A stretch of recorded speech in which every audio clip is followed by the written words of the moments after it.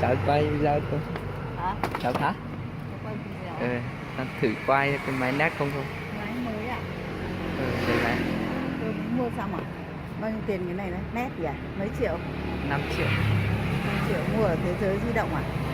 Cháu mua ở mấy cái cửa hàng trực tuyến trên internet. Trên mạng. Apple này là cái gì đấy? Samsung. Mua ở ngoài rẻ hơn ở Thế Giới Di Động. Chả biết nữa. Nhưng mà ở trong đấy thì hàng của nó bảo hành với chính hãng hơn. Thì thôi. Mua ngoài. Mua ngoài. Nó là hàng cũ. Mấy triệu?